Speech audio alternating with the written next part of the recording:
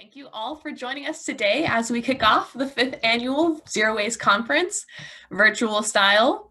The theme of this year's conference is Empowering a Generation of Equitable Waste Reducers Amidst Global Crises. And before we dive into the program, I want to acknowledge that I'm speaking to all of you from the land of the Wiyot people in Arcata, California, and Arcata is known as Gudini in the Wiyot language, meaning among the redwoods. Wiyot peoples continue to remain in relationships to these lands through ceremony, culture, and stewardship.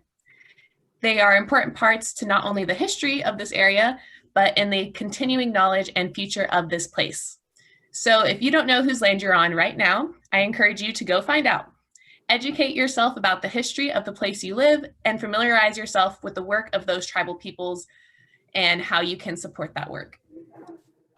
My name is Amanda McDonald. I am the program manager of WRAP, and I'm pleased to introduce today's moderator, Skylar Fisher, who has worked with the Waste Reduction Program as the outreach director for 1 year now. So without further ado, Skylar Fisher. Hello. Well, that was the introduction I had written out for myself. My name is Skylar Fisher. I'm the outreach director at WRAP, and I'm just really excited to be here with everyone today. Thank you for joining us at our panel, Sustainability in Our Lives, Perspectives from Local Professionals. As a student, especially one getting a degree in environmental sciences, 2 questions that often come into my mind and a lot of my peers is how do I identify local efforts going on in my community and how do I get involved with them?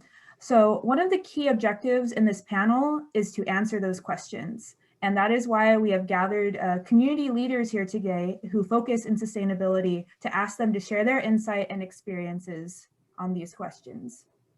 So without further ado, let me introduce our panelists.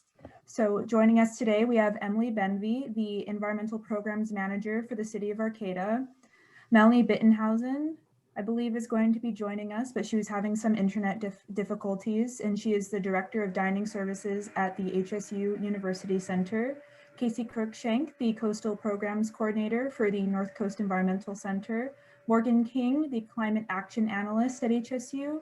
And last but not least, Kiya Villarreal, the Sustainability Officer at the Northcoast Co-op. So each bring different experiences to our panel. And if you have any questions that aren't answered during the discussion, please save them for the time we have delegated afterwards for a brief Q&A. And I definitely encourage you to do that. So all of that being said, let's start with our discussion. So here's our first question. Many students feel like they don't really know how to enter their desired career path or even know what direction to go in. My question for the panel is, how did you get into your position and why did you take this path? My path was kind of random. I didn't really know that I was going to work at the Northcoast Environmental Center. I found the ad on Craigslist, actually. It was right after I graduated from HSU. So my advice would be to just remain open and seek local areas of advertising for different positions, because you never know what might come up. I'll go ahead and go next. Oh, go ahead. Oh, okay, I'll go. Mine was a little bit more direct. I knew I wanted to work for a co-op or a B corporation all throughout my undergrad. I actually did some of my final projects in my undergrad at HSU about B corporations and different ways to, have a career without supporting capitalism and stuff like that. So I always knew it would be a B corporation or a co-op. And I had been working at the co-op all throughout my undergrad, doing a different job here, doing samples and events and like all that fun stuff. And when I graduated a few months after that, there was this position in its previous form, which was sustainability coordinator, available. I applied for it, and Melanie was actually the person who hired me and fostered me for my early parts of my career here. And then it developed into a much larger role very recently. Now it's the sustainability officer. And my advice would be, if you have an idea of what you already want to do, to really insert yourself into that environment. Volunteer if it's a something that is not available at the moment, volunteer for an affiliated group, get your face known around the organization, trying to participate in their events as much as you can. If you know it's an area you want to be in, is make sure your presence is known there. That would be my advice. I'll jump in. So I had a bit of a linear path too, Kiya, similar to you, where when I was in school, I studied environmental studies, which is pretty broad. And then I took a class in public policy and got really into the planning and policy realm. So that sort of informed the direction I wanted to take my career. And then the next piece was I went to HSU for an exchange and fell in love with the area. So became determined to move back. I moved back without a job or a plan, but just to move back. And then from there, I got really involved in the local community. So I started an internship at a consulting firm and kind of climbed the ladder, so to speak. But in doing that, what I think played a big role in my path was to become really involved in the community, between going to mixers and networking with people and sort of dabbling, so to speak, and trying to figure out the people that really resonated with me. And then from there, that shed light on different opportunities that opened up, and each opportunity sort of positioned me well for the next. So it was almost in following that, to sound a bit cliche, that spark of curiosity where, this policy thing piqued my interest, and then this area piqued my interest, and then just getting involved in the community. And so sort of following that thread, while still having some sort of knowledge of the general direction, wanting to work in some environmentally oriented fields. So yeah, I would just say, be open, don't compromise your values, and see where it takes you. All right. I think I might be last. We'll see if Melanie comes in for this question. Yeah, I guess I'll start back at my undergrad. I did an undergrad at UC Santa Cruz studying ecology, and thinking that I wanted to go into habitat restoration work following graduation. I ended up going into the Peace Corps in Nepal, and that really opened my eyes. I was very focused before then on conservation and the science behind ecology.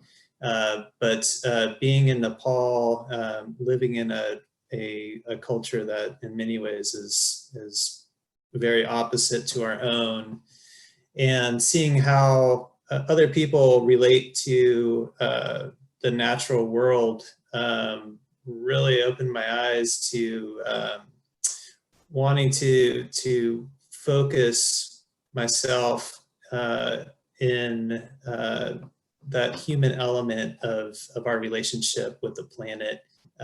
So I actually started to become more interested in education and environmental education, and also how we can integrate sustainability into education. When I got back from the Peace Corps, I got a job as a life lab instructor. So I actually ran a garden at an elementary school and taught lessons and grew vegetables for the elementary school. And through that process, just really strengthened this idea of helping the planet basically through educating others. I came up to Humboldt and attended a master's program here called Environment Community, and I actually did my thesis on barriers to integrating sustainability into the curriculum. And similar to what's already been said, through that master's program, that really gave me an opportunity to go out there and meet people in the community that were engaged in similar work, and to become known, and to find out about these other organizations other people that were doing great work, and for them to learn about me and understand my interests. So I readily got a job even before I had graduated through that master's program, and working in the sustainability field in Humboldt. I ended up being a coordinator for the Humboldt County Office of Ed on a program where we were modeling using the environment as an integrated context for learning. So I was helping teachers develop curriculum while we were setting up gardens and worm bins and recycling programs that the teachers would then use as the context for instruction. From there, I became a program manager for a nonprofit in the Bay Area, telecommuting mostly.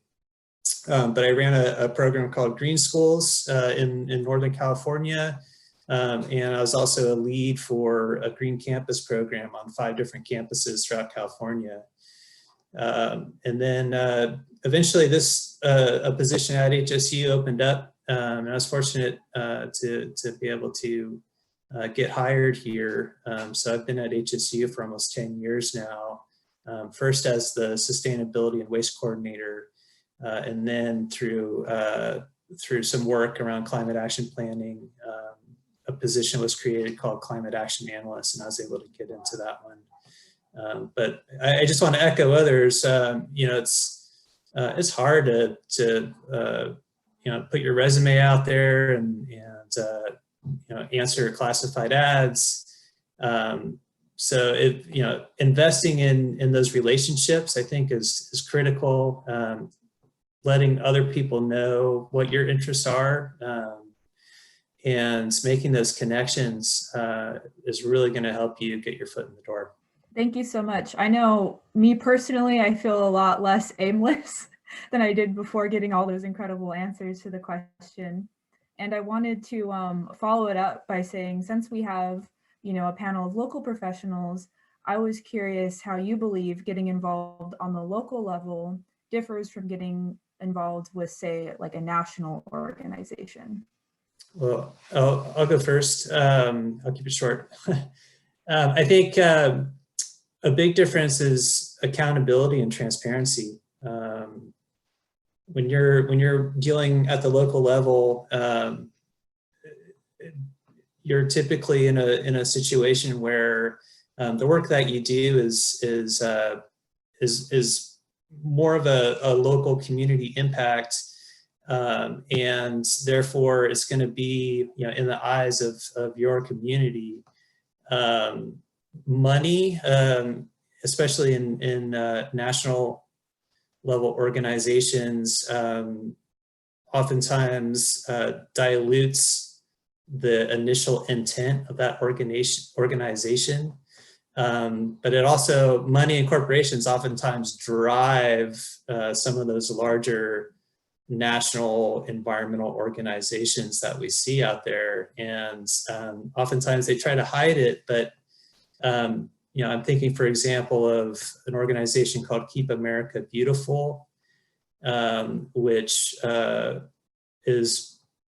was originally composed of leading beverage and packaging corporations, and what they were trying to do was to make the consumer, not those corporations, responsible for the solid waste crisis. These were the corporations that were making plastic packaging, making packaging that could not be recycled, and instead of changing the materials that they were using for the packaging, they instead launched this big ad campaign to try to sway society to come to see that it was our fault that things are in a fairly terrible state when we talk about solid waste, not their responsibility. So I think we got to be wary of that, and that's something that you really see on the national level as opposed to a local organization. Yeah, I'd love to piggyback off of that. I think that in addition to having that transparency and accountability, working on the local level, we can be a bit more nimble because we are well connected to our community, and there are often fewer layers to work through to get things done, essentially. And then the other piece to that is I find it really fulfilling to see the impacts of my work in a more tangible, direct manner. You know, working for the city of Arcata, I can cruise around town and point to all these different things or see these different policies that have happened and how it impacts the local community. So I feel like, you know, there's the accountability, the transparency, it's a more nimble way to work. And then there's that just tangible impact that for me is really fulfilling and rewarding to continue the drive. Yeah, everything that has been said is really important, and I'd like to add to that as well. I think, Emily, I've felt the same things personally working locally. It's a lot easier to feel hope, which I think is very important in environmental work. The work that you're doing is tangible, it's local, you can see it in effect. And when you're working at a national level, that can be, though that work is important, it can be a little bit harder to grasp onto the changes that you're making. So working locally builds hope for sure, which is very important. I think everyone said the gist of the perks of working locally. However, I don't want to discount our impact on the larger scale. So all of these larger institutions and stuff, even though they come up with a few initiatives on their own, they're usually quite informed by local governments and smaller organizations. And really grassroots stuff is really what drives a lot of the impact for larger organizations and their direction, is they're hearing what, you know, their consumers or their constituents or any group that they're paying attention to is asking for. So the local level and the smaller sections of our community are really responsible for making those ripples into the larger entities and the way they make their plans and situations like that, thinking forward. All right, thank you so much for your answers on that one. Kind of expanding on that question into the next, how do you think, or let me rephrase that, what do you think the foundation is when you're building a more sustainable community? I can go first on that one. I feel like there's just like one simple thing, and that's really just an acknowledgement that if we don't take care of each other and the planet, we won't succeed as a species. We just won't exist. So I mean, it just has to be the foundational belief before you can really build on that.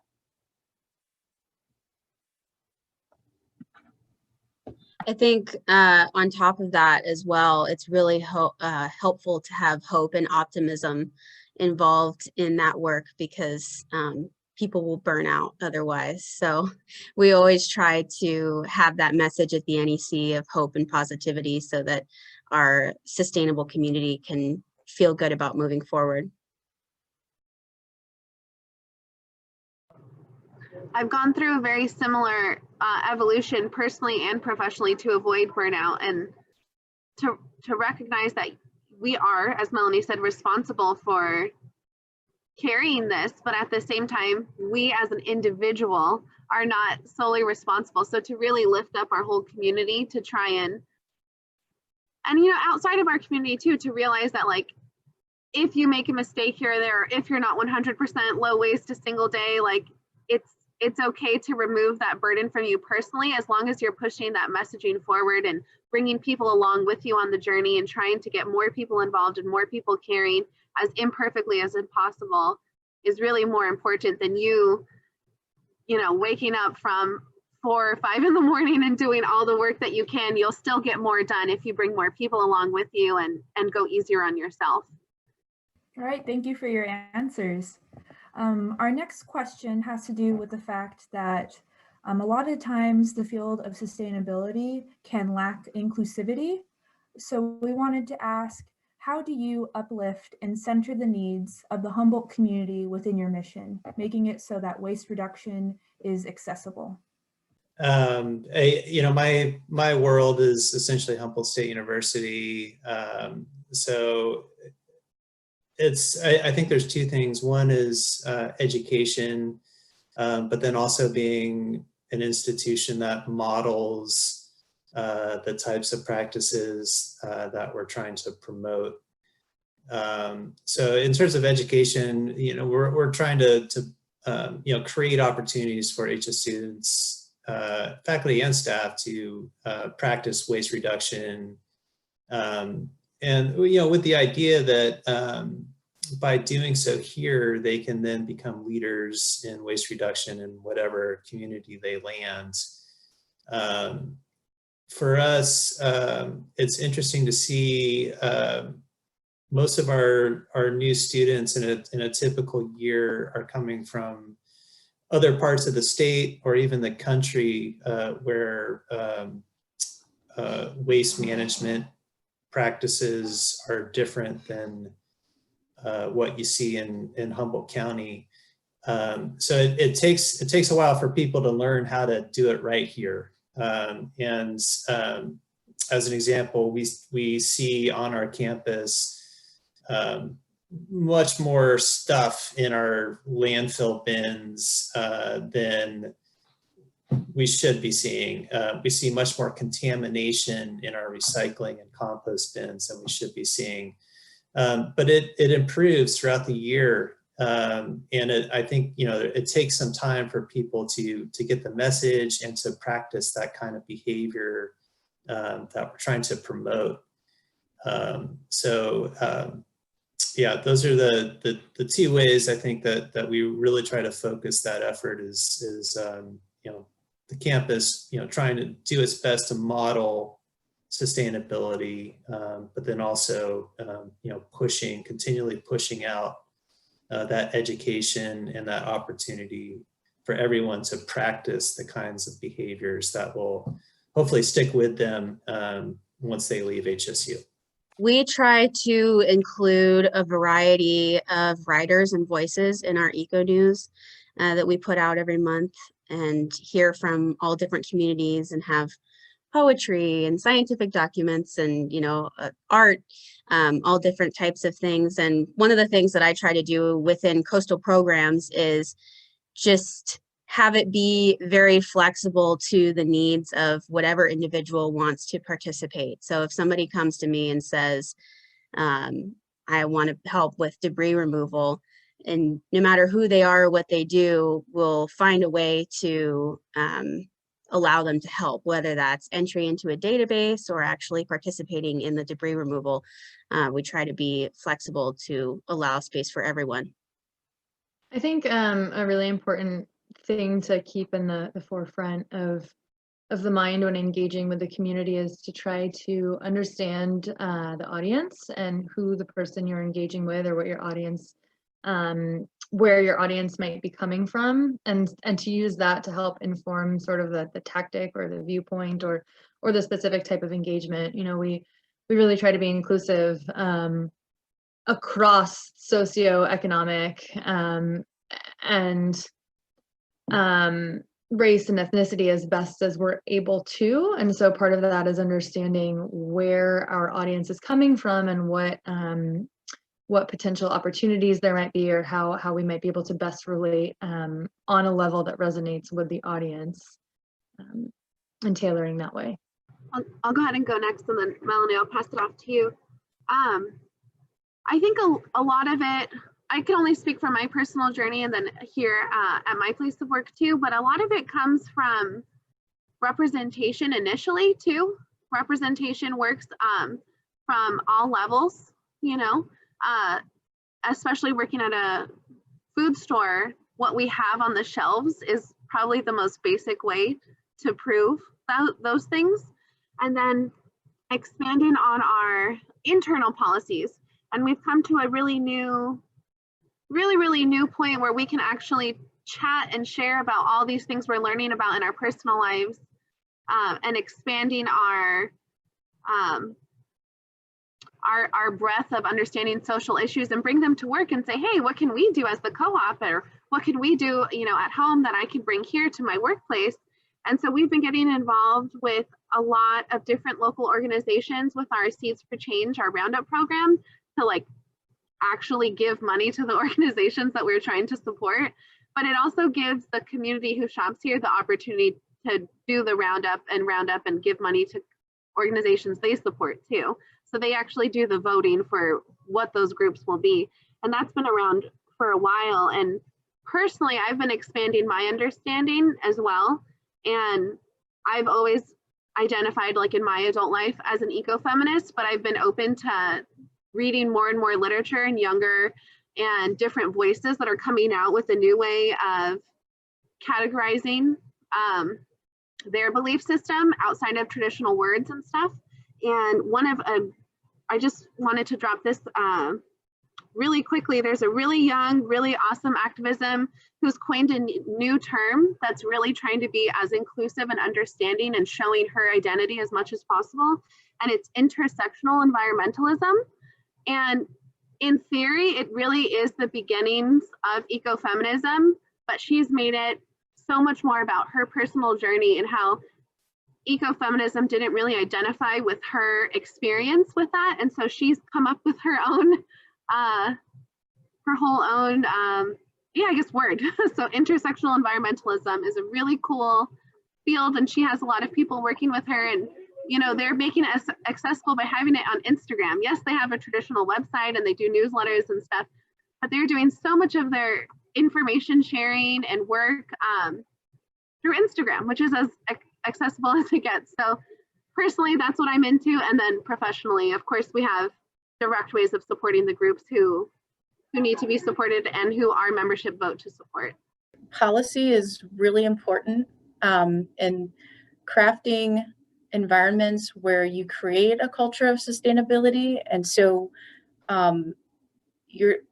what you do is what everybody does, and you just learn that that's what we do here, versus some people in this group get to do this because they have the means, or because they have the knowledge, or because it's a symbolism for something. So for example, with our reusable container program on campus this semester, we switched to issuing a reusable container, putting all takeout in reusable containers, so that everyone is participating and knowledgeable about the program. Whereas before it was voluntary and you had to either make an investment or understand what the Aussie machine token system was, and there seemed to be some barriers to access, and it didn't feel very inclusive. In particular, as Morgan said, people coming from other areas where maybe waste diversion and reduction practices aren't as prominent or well known. So really making that just a part of what we do versus a part of what some people are privileged enough to do. Thank you so much for all those really thoughtful answers. I'm definitely going to be reflecting on them a lot after this panel is over. Our next question for you is expanding on the last. Another large issue with waste reduction is how it's mostly expected to be done on the individual level. And so I'm curious, how do you begin to remove the burden of waste reduction from being solely on the shoulders of the consumer? You know, if you've eaten at the depot before COVID times, all the food was served on compostable containers. I don't want to say all of it, but the majority of it. And dining services had collaborated with Morgan's department to come up with the containers that would be used, and the waste diversion system, and even the educational materials for the consumer, making it possible to really be a zero waste consumer in that environment. And so I do think that while I don't think the burden is ever fully lifted from the consumer, there are ways where we can construct the retail environment or the food service environment to make it possible that they can eat zero waste without having to bring a container or take that onus on all on their own. I think that raising awareness for different ways that producers of waste need to be held accountable is really important. We had a great example at the NEC. For years, Coastal Cleanup Day has been coordinated by the Coastal Commission, And there's always sponsors, you know, for large events. And one of the top sponsors was Crystal Geyser, which is a single-use water bottle company. And we see that all the time in the environmental world. You know, Coca-Cola sponsors the Ocean Conservancy. There's all kinds of intermingling there. But at the NEC, we you know, decided to say no to all of those supplies. We didn't want to have Crystal Geyser logos all over our cleanup supplies. There's really no need to have single-use items for cleanup supplies in the first place. But being able to write about that in our environmental newsletter, to be able to let our participants know, and also the data collection that we do is directly heading toward the goal of being able to hold those producers responsible for the waste that they produce. From the city of Arcata's perspective, we try to tackle this on a few different levels. So one is as city council often works on and supports legislation, producer responsibility type legislation to reduce zero waste. So that's sort of working at the highest level. On the more policy level, or in the more policy oriented realm on the local level, we work on passing ordinances that help to target sort of the businesses and the greater community to shift habits, whether it's banning polystyrene at the business level, or incentivizing reusable containers. So we try to work on the business level, and as well as working with businesses on providing them resources and looking for incentives so that we're not just shifting the burden solely onto businesses, because of course we realize a lot of our small businesses operate on pretty small margins. And then in terms of individual behavior, we do try to enable and incentivize individual behavior. So while we're not, so I guess it's not necessarily shifting the burden, but for example, we have the backyard composting machines that are earth tubs that we're able to offer at a subsidized or a low cost rate for residents. So we try to, I should say, alleviate the burden for residents and help make their lives easier, you know, whether it's providing additional information on how to properly recycle or where to donate goods. So trying to empower individuals rather than burden them with an additional task. Just piggyback off of Emily there. Yeah, I would agree that policy is a very important way to remove that barrier for the individual consumer. You know, for example, there's been a number of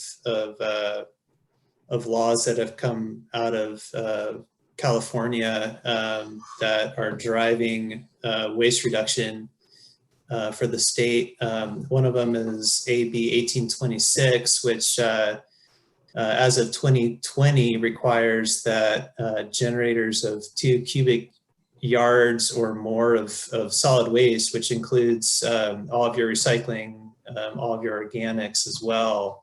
If you're a generator of that much per week, then you're required to have an organic waste diversion program. And that includes businesses, but also includes multifamily complexes and apartments with 5 or more units. So, you know, it's basically saying, you know, even in apartment buildings, you know, we need to see either a curbside pickup program or some type of system that allows for the occupants of that apartment complex to be able to keep their organics out of the trash. Sounds like a great policy. One of the problems though is that locally there is no commercial facility that's permitted to accept food waste. We do have one local operator that is running a business, the local worm guy, that is collecting food waste, both from residential as well as from commercial entities. But he's really the only game in town. So we need, we need policy, yes, but we also need something behind it to ensure that the infrastructure is in place for those policies to be meaningful. And then the second thing, other than policy, I think is purchasing. So looking at the larger entities that are selling stuff to us consumers, how are they practicing their purchasing? And are they seeking to do that in a sustainable manner? At Humboldt State, we're next year going to see a CSU-wide sustainable procurement policy, which has a number of good features to it. It's going to require that campus buyers utilize a bid evaluation preference for sustainable criteria when procuring supplies and equipment. So they're not just looking at what's the lowest cost. They're also going to have to compare the total cost of ownership when evaluating overall cost of goods and services, not just that initial cost. So that, the total cost of ownership is going to include, the cost of disposing of that item. It's going to also require that packaging for all products be designed, produced, and distributed in a sustainable way. And that if it's a material that's to be recycled or composted, that it has to be locally recyclable or compostable. As Melanie can probably tell you, there's certain items that are stamped as being compostable that locally we cannot put into our food waste stream.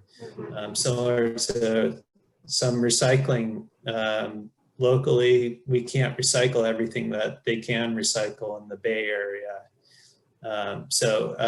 Those two areas in my mind are critical, the policy as well as purchasing behaviors. I'm gonna go ahead and go right after that because those are the two that I put the most emphasis on as well, and that's purchasing and policy. So your example of the commercial composter non-existing, our membership recently brought that initiative to the board of directors, and then it went over to the Earth Action Committee, and we just wrote a letter to the board of supervisors gently demanding action on a commercial composter. So we're starting to circulate that letter more. It is on the co-op website, and if we have more people get involved with emailing it to our board of supervisors, they start to see that they're the people that they're representing really are demanding a commercial composter in the area to make these initiatives more applicable here locally. And for purchasing is the most important part of my newer role here at the co-op, and we're developing we actually just finalized an internal list of ingredients that we're slowly going to be culling through the co-op and removing things that no longer really align with our existing purchasing policy and our new internal list of ingredients that we'll be removing. But a really cool part of that is what you said, Morgan, is looking at the packaging too. And so a newer part of my role will be looking through our existing products and seeing, are there better alternatives that we could be supporting with our money by buying them as a supplier to the community, so we can send that message up to our chain of suppliers so they can start getting the message as well.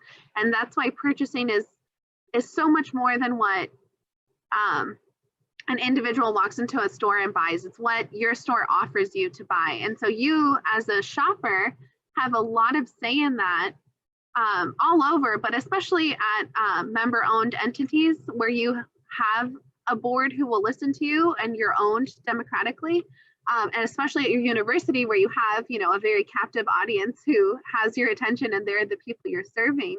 The consumers have a lot of power to demand better options, and that's something that the co-op is working on, is going through and removing stuff that isn't really fitting where we're trying to go or fitting what our members are saying that they want to see of us. And that's better packaging, cleaner ingredients, and we're already as good of example as we can be, but there's there's room for growth now with all these new and exciting companies coming up with like really amazing alternatives to conventional or long-standing products that had a lot of ingredients that we maybe don't need anymore, you know, based on new science and new ingredients becoming available and new ways of preservation.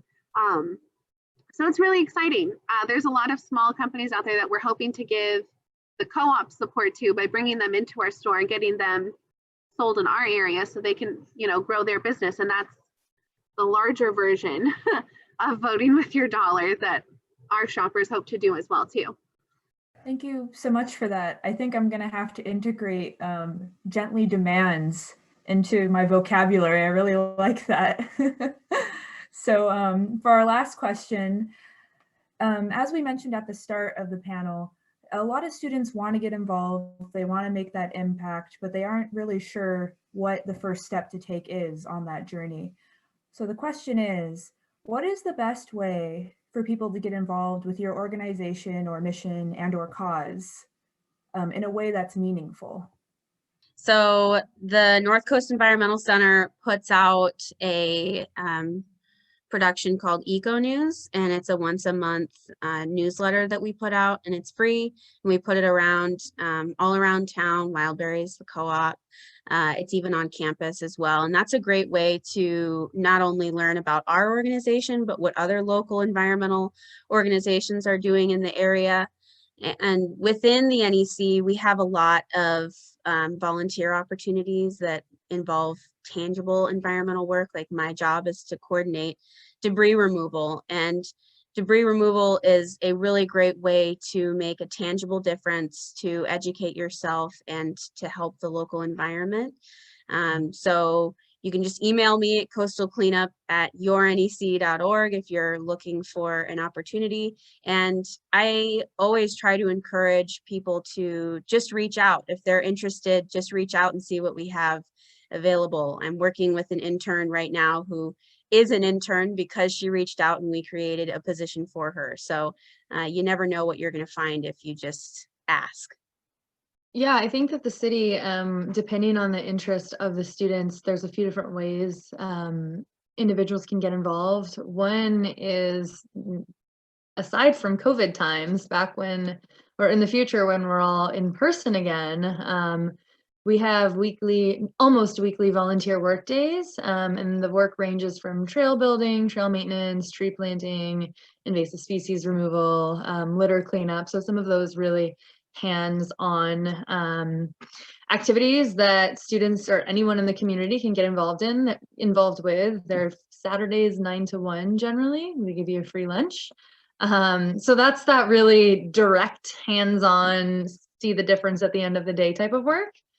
Helping to spread the word. So, you know, I think that a big piece that the city can always use help with is spreading messaging and educating the community. You know, we don't have a marketing department. That's something that I've recently heard somewhere of government has no marketing department. And it's true. I think that so much of what the community does and the messages that the city try to put forth, we really don't have a whole lot of resources to do that. So whether it's staying involved in our Facebook or finding things that you learn on the Environmental Services website and passing on that words when your friends wonder how they can compost or where to bring their clothes to donate, you know, just helping to do that work to really spread the word of what community services exist. That's a big one.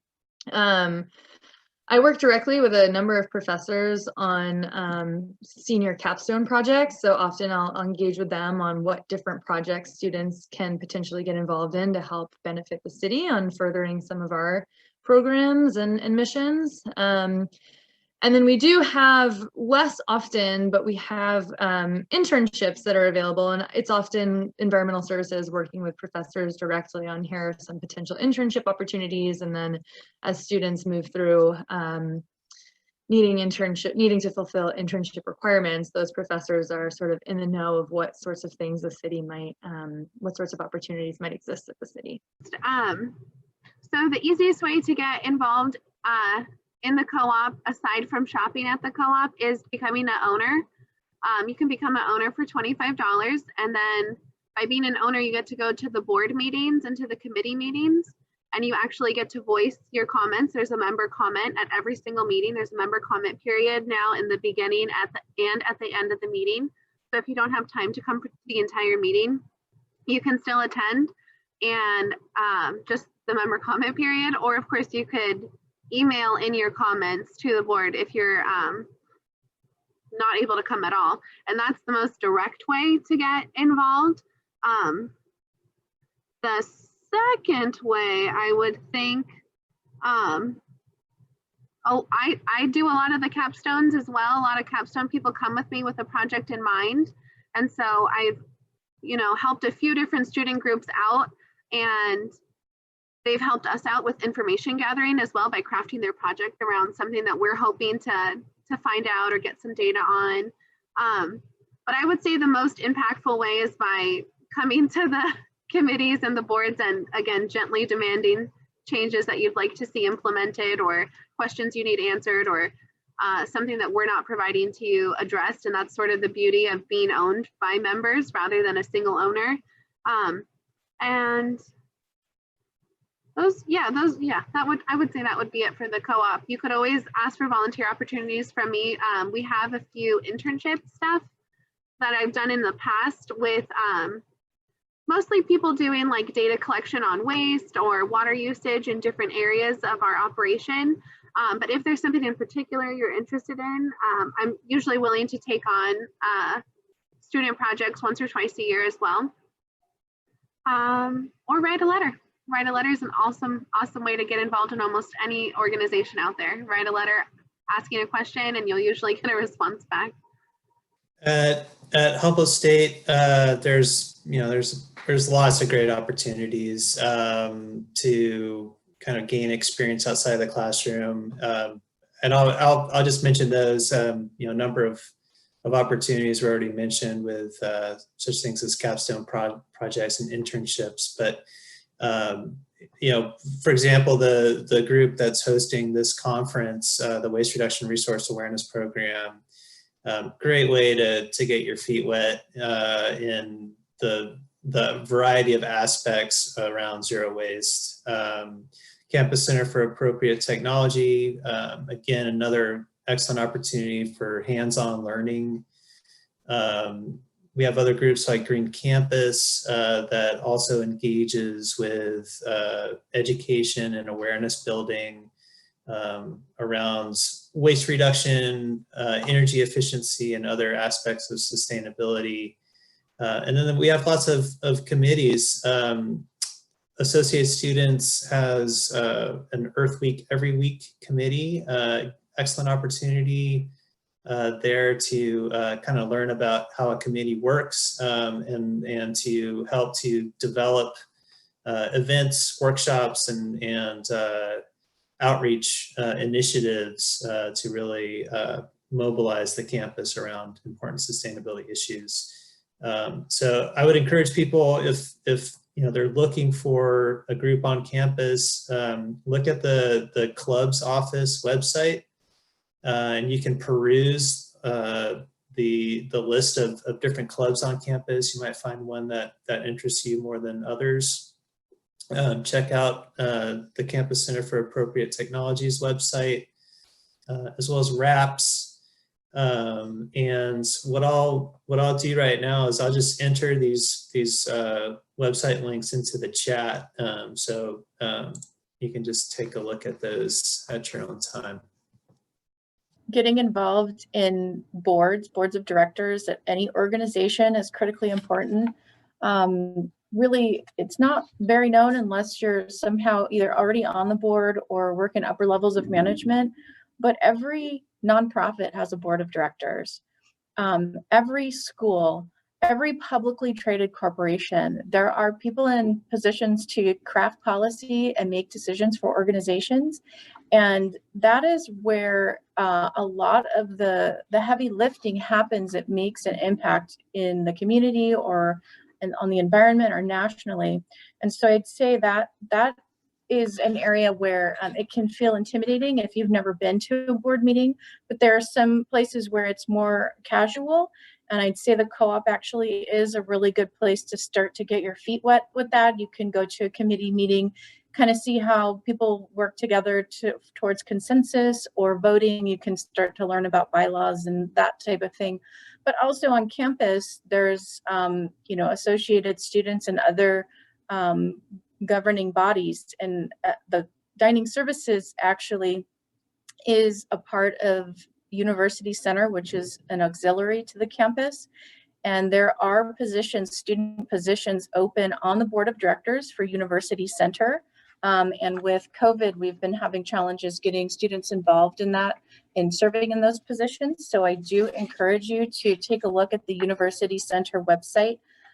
There is a drop down for student elections, and the contact information is there. It should be fairly easy to find, but if you have any trouble, you can email me at dining@humboldt.edu.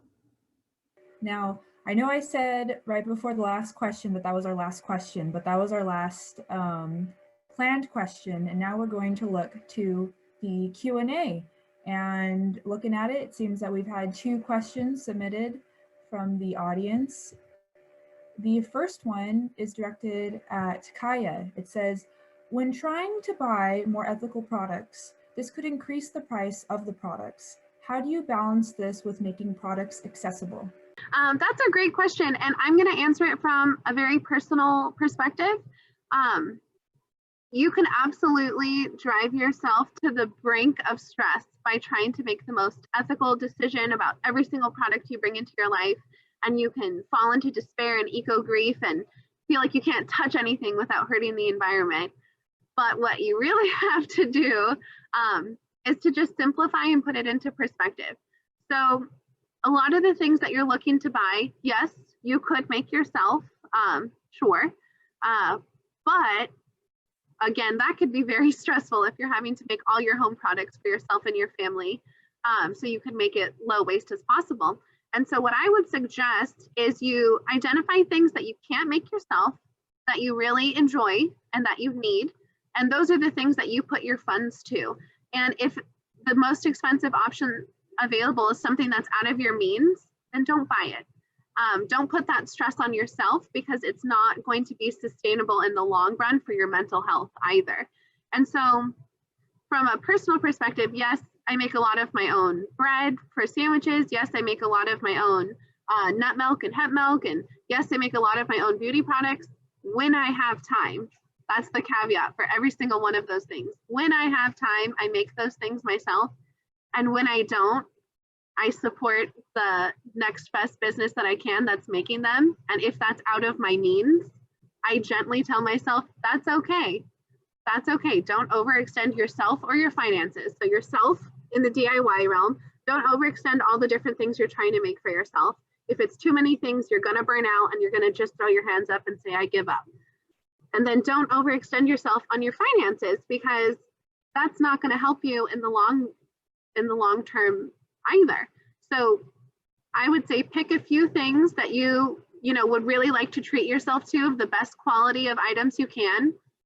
Learn a few very simple DIY recipes to make up for a lot of the rest, and then be really gentle with yourself for the things that you're not able to afford the best eco-groovy option of at the moment, and try and find it used. And if you can't, find something else that works for you and just treat it right and be gentle to yourself and your stuff. And it's okay.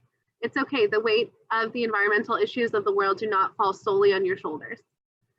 Thank you for that. Our next question asked by the audience is to the whole panel. What can you do to get involved without centering your entire life and career around sustainability? I think the first question to ask yourself is what interests you, because as Kiya sort of alluded to earlier, sustainability is so intersectional. So it's not this separate topic that doesn't relate to anything else in your life. It touches every aspect of your life.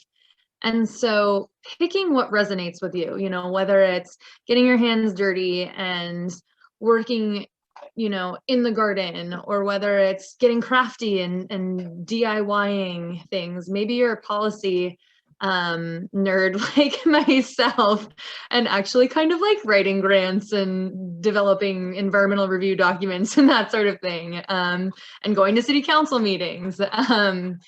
I would say, rather than trying to do it all and shift your entire life to be the environmental hero that none of us can be individually, I would start with thinking about what interests you in your life, what interests you in your life and makes you come alive, and then how can you integrate sustainability in those areas of your life that you're already interested in. I think touching on what Kiya said, it also has to do with moderation and boundaries. You know, something only consumes your life if you allow it to. So as Emily said, finding something that is interesting and that makes you feel happy and good about the work that you're doing, and maintaining a proper balance, because it can be all consuming. Maybe just go for the low-hanging fruit. You know, for example, if you are using reusable containers from dining services, bring them back. I mean, to me, that's like, that is contributing to the success of the program. We just need them back. And then if you want to take it to the next level, sort your trash out of that container before you bring it back. Maybe then take it to the next level. Maybe you're going to clean it before you bring it back. But really just start where you are and what's comfortable. And if you can make an easy decision to do something for the environment, do that. And if it becomes too difficult, don't do that until that can become an easier choice for you. All right, thank you. Now we have one last question, also directed at Kiya. It asks, what difficulties has the co-op encountered with bulk buying and COVID? That's a very good question also. So we've probably had the saddest of experiences in our bulk department during the entire COVID experience. We haven't been able to allow our shoppers to bring in their own durables, which has been just shattering to so many years of work that we've been doing to help our consumers become more comfortable and excited and willing to bring a lot of their own containers. A lot of our work around bulk has been, you know, gearing up towards that to like foster a physical area that's comfortable for using your own containers, as well as helpful and educational with our different stickers and our signage. And to not be able to use any of it has been very, very sad for a while, and we did wallow in that, and then we decided to pivot. So we decided to put a lot of our energy into teaching about bulk recipes in general, and we are actually bringing in a third bag option into bulk probably by the end of this month, and it will be the backyard compostable bags that you see in their produce section. We won't be removing the other two paper or plastic options in bulk because they're all going to serve different purposes, all three types of bags. So that's a small step. We've tried to make it a little less sad, but we're right there with you. We're also very sad. So the bag will be a backyard compostable bag that should break down in your home composter within 3 months.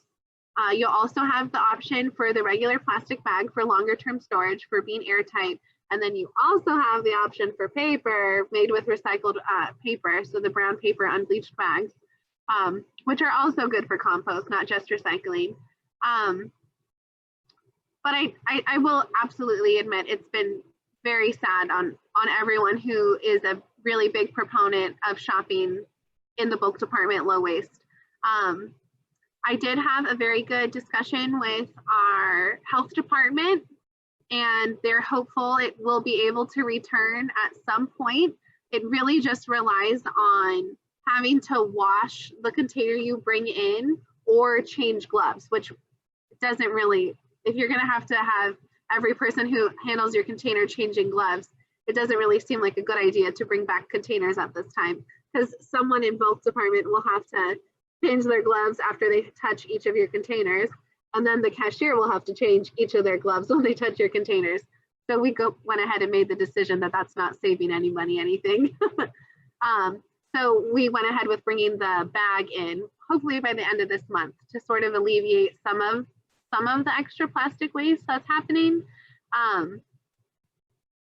But it's been sad. It's been sad. Was that the question, right? What are we doing with bulk during COVID? Yeah, it's been sad. We're sad.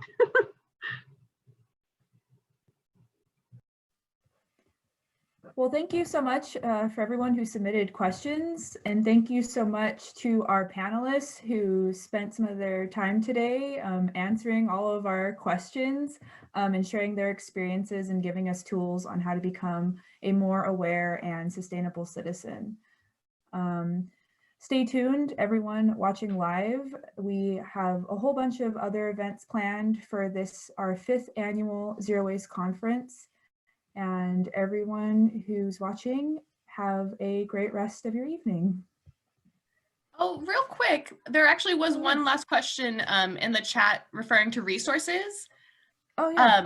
Yeah, sorry, I just wanted to get to it because I feel like it was an important question that just popped up last second. So if any of you have resources in different languages and want to share, this would be a good time to share that now.